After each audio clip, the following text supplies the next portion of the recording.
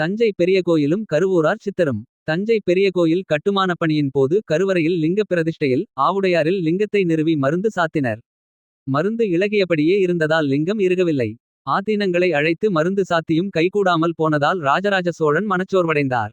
அப்போது கருவூரார் வந்தாலன்றி மாமன்னர் வெற்றியடைய முடியாது என்று அசரீரி வாக்கு கேட்டது. உடனே மன்னர் கருவூரார் எங்குள்ளார், அவரை எப்படி தேடிக் கண்டுபிடிப்பது எனக் கேட்டார். போகர் சித்தர் கருவூராரை அழைத்து வருவதாக கூறினார். ஒரு காகத்தின் காலில் ஓலையை கட்டி பறக்கவிட்டார். சிறிது நேரத்தில் கருவூரார் தஞ்சை கோயில் வந்தடைந்தார்.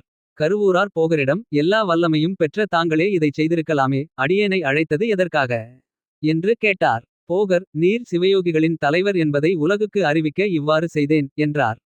மாமன்னர் ராஜராஜன் போகரையும் கருவூராரையும் வணங்கி லிங்கப்பிரதிஷ்டைக்கு உதவுமாறு வேண்டினார். கருவூராரும் சிவசிந்தனையுடன் கைகளால் அழுத்திப் பிடிக்க மருந்து இறுகி பிடித்துக் கொண்டது. மன்னரும் கருவூராரின் செயலுக்கு நன்றி செலுத்தும் முகமாக அவருக்கு ஒரு சன்னதியை ஏற்படுத்தினார்.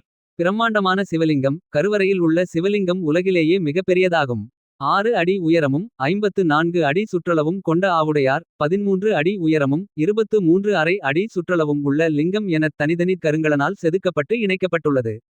சிவலிங்கத்தை சுற்றி வர இடமும் கருவறையை சுற்றி அமைக்கப்பட்டுள்ளது. நமது பார்வையில் தென்படுவது சிவலிங்கத்தின் 1/3 பங்கு மட்டுமே. அபிஷேக ஆராதனைகளுக்கு வசதியாக இரு புறங்களிலும் படிகள் அமைக்கப்பட்டு உள்ளன. தஞ்சை கோயிலின் சிவலிங்க வழிபாடு மகுடாகம அடிப்படையில் செய்யப்படுகிறது. உச்சி காலம், சாயரட்சை, அர்த்த ஜாமம் என 4 கால பூஜைகள் நடைபெற்று வருகின்றன.